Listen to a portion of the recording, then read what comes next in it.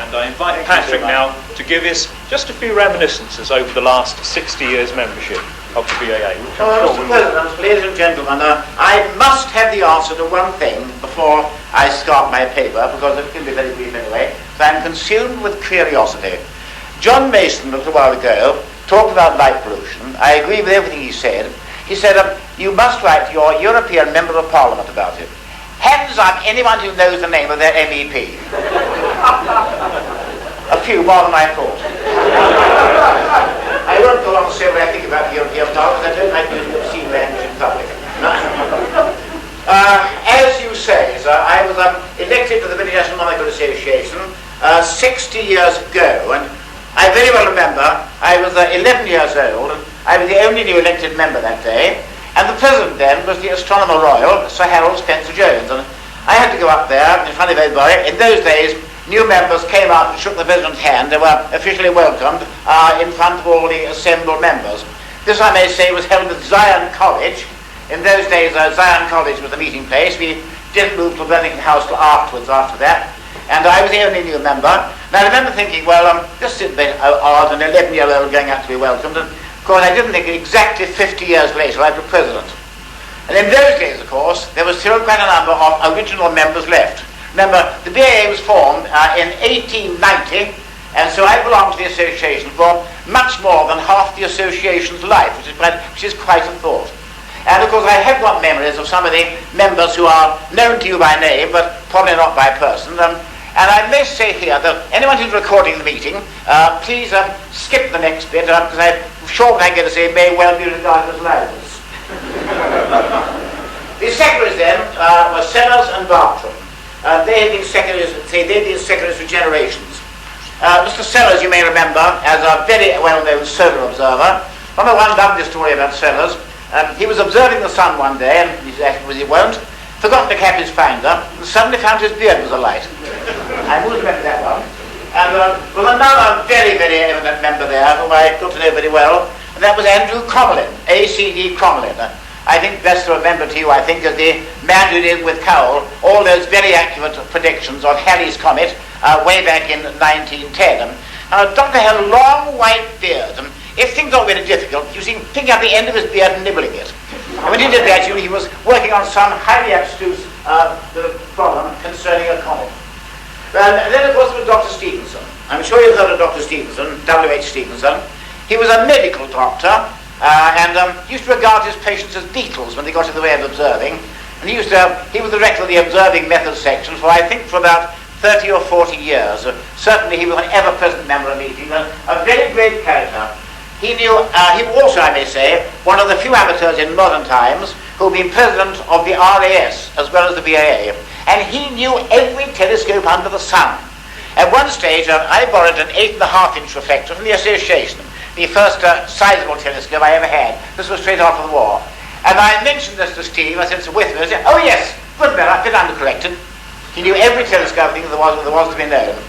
And all amazed, he was an amazing observer too, very accurate observer indeed, of variable stars and planetary work, although in fact he had only one effective eye. He was totally blind in one eye, but of course you would never have known it. A most amazing man. He wasn't an original member. I do remember quite a number of the original members, and one was a man who actually proposed me for membership, and that was Major A.E. Levine, who was then the director of the computing section. And oddly enough, he lived where I live now, in West Street in Chelsea, although at that time I didn't. And he was the man who proposed me. And his great colleague was L.J. Conway, the Lord of Almanac, and he was also an ever-present member at the meetings. And there were others too. I don't know whether Miss Blockley was an original member or not. She may well have been, but certainly she was a great character in those days. And then there were the Grangers, Mr. and Mrs. Granger. I think some of you probably remember them. They were an amazing pair. I think it's fair to say that they looked slightly eccentric. Mr. Granger looked like a very large shaggy dog who always had a cat on his shoulder wherever he went. And Mrs. Granger had the smallest waist in the world. She was in the Guinness Book of Records, and she looked just like an hourglass. I was always facing again to snap in half. I remember one day we had a meeting in Dublin. I think it was an RAS meeting, but the BAA was strongly represented there. And they turned up in their motorcycle sidecar combination.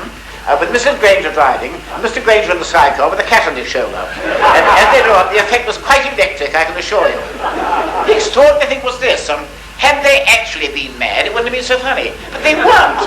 They weren't in the least mad. They were highly intelligent people, very good observers of comets, and delightful people as well. See, the fact that they looked so mad and weren't was quite a compliment. Then I remember a lovely story about the Reverend Dr. Martin Davidson. Now, he was the second president in my term. Spencer Jones came to the end of his term, and Dr. Martin Davidson took on. I remember one lovely story about him. He was Irish-based, basically. Again, a very brilliant comet observer, a very brilliant amateur astronomer, and also one of the few amateurs who'd been president of the RAS as well. And he was also the vicar of Holy Trinity, Canning Town. At one stage, there were a number of us in the BAA library, which was then, that was also at Zion College at that stage, and we were in the library there, and in the bookcase, there was a book we particularly wanted to consult, but the case was locked. Now, the assistant secretary was Miss Lydia Brown, and she'd been assistant secretary for goodness knows how many years, and at one stage, really, I think she pretty well ran the association, and we still miss her even today. And we couldn't get this open, and Dr. Davison, who I say vicar of Canning Town, borrowed Miss Brown's hairpin, went up and threw it at her. I knew I could still do it. Apparently, he'd been shown how to pick locks by one of his parishioners who was an accomplished burglar. And that was he never lived down. I remember A.W. Newbegin, another great solar observer, and he was an amazing man because he was getting a paper one day before the war, and I think Davison was in the chair, and he had the lights out, and I said, well, I'll answer the question, but just shine a torch on them out as usual. So I said, but Doctor, is there anything wrong with your hearing? My dear fellow, I'm stone deaf, didn't you know? He liquid so marvellously that nobody knew. You don't get people like that these days, I don't think. That's an amazing man. So there were some of the characters there, and another man I must remember, with whom I had a great deal to do in my very early days, and that was W.S. Franks. Now, I wonder whether you ever heard of W.S. Franks. He was about 4'8", had a long white beard, wore a skull cap, and looked exactly like a garden gnome. And I know a great deal of Franks. He lived in East Grinstead, where I lived at the time, and in fact it was Franks who really showed me the elements of observing, because there was a small observatory near my home, which Franks used to run. I used to go down there when I was a boy and observe with him. And he won the gold medal of the RAS for his double star work and associated activities. But that brings me on to the role of the BAA in those days, which was not, well, it's in the way the same as it is now, but they had various sections that we wouldn't have today. Bear in mind, this time going back to the 1930s, there were no such things as computers. There was no such thing as radio astronomy. The only radio astronomer in the world was Grote Reber, and no one knew about him at the time. No radio astronomy, of course no space research, and the whole idea of sending rockets to the moon was still regarded as wild science fiction. But they did have sections we don't have now. And one of these was the star colour section. You know how the BAA star colour section? That, I think, was formed in the very early days of the association in the 1890s, and what the observers did was to use telescopes and estimate the colours of the stars.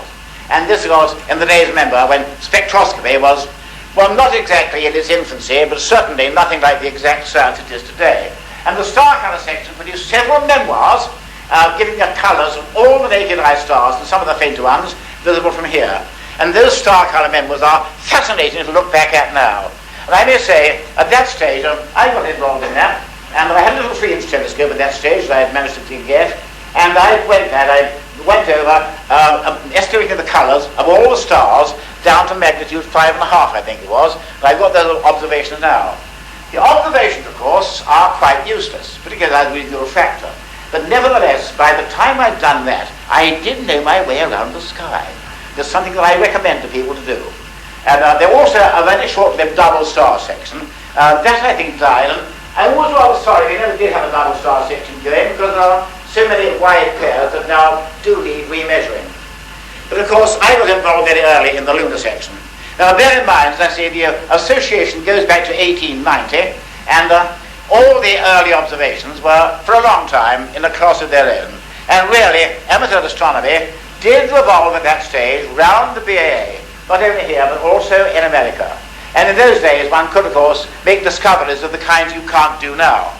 Bear in mind, no radio telescopes, no computers, no CCDs, no electronics. What you did was to look through a telescope and do what photography you could. And the average equipment was either a modest reflector or a modest refractor. And in those days, because my own particular line was in charting the libration areas of the moon, and I very well remember coming across something that I didn't really understand what it was, and I got together one or two other lunar observers, and we charted it, and we named it, and then of course it was the Mare Orientale. I had no idea that it was the important thing it turned out to be. To me it looked like a small limb sea, but there it was, and in those days you could do that. And we actually named it. We sent out a report to the lunar section then, and we named it. Although, of course, way back in the 1950s, at a General Assembly of the IAE that I was at, east and west were reversed, so our eastern sea is now on the moon's western limb. Nevertheless, we did have to do so. So the BAA then was very much a purely observational society, and I very well remember something we can't have now. At the first of every month, through your door, used to come a BAA journal. And that was the thing you really look forward to every month. You always got a journal on the first of every month, and very often with a memoir in it too. And frankly, those memoirs were among the most valuable things the BAA ever produced. They were discontinued later, and I think as a result actually of my own urgings on the Council in the 1950s, they were put back, and memoirs have now come back, of course, into being, but by the very nature of the economic climate today, you can't do what you could do then, because it's very seldom that a month passed without a memoir coming through as well as a journal. Might be Jupiter, might be Saturn, might be star covers, it might be anything, but certainly something to look forward to. So in those days, the BAA was very much, I think, on its own. Then, of course, there came the war, and that clearly had a very marked effect. This I well remember, naturally, because I was 16 when the war broke out. With a strike to Coxwell, I couldn't pass the medical for the forces, so I faked it, got in, although I was away flying. But just occasionally during the war, I did manage to get back to meetings, and I remember one meeting held when the air raids were still on, and I think it was attended by 12 people. But nevertheless, the BAA did in fact keep going, and after the war it reformed, and then the entire situation naturally was transformed, because space research came along, radio astronomy came along, artificial satellites came along, and don't forget that the BAA, when the artificial satellites first appeared, formed a very, very good sky watch program, and we provided a great many of the observations needed in those very early days when no one knew quite how the artificial satellites were going to behave. And the BAA did very valuable work there. So I think really we've gone on. I've seen the BAA not exactly change. It's moved with the times. Nowadays at meetings we have more theoretical papers and less purely observational papers than we did. But I think it's fair to say that all through the 60 years of my membership anyway, the BAA has remained what it set out to be at the outset, essentially an observational society. And I think it's also true to say that right from those early days, there's been a very close tie-up between the BAA and the professional organizations. As I say, when I first joined, the president of the BAA was the Astronomer Royal, and as we know, there's still a very major overlap. And I think today we've got to agree that amateur astronomy is just as important as it always was, possibly more so. And I'm quite sure that I won't be here in 60 years, but some of you here will, and if anyone else stands up in 60 years from now and gives a paper on the last 60 years of the BAA, going back when was the next century, I think they'll say probably the same kind of thing that I do. We're here to stay. We've got a very big history behind us, and I'm sure an equally good history ahead. And certainly, personally, the BAA, which has been part of my life ever since I was 11, is something I wouldn't have missed for anything. So, thank you for listening to me.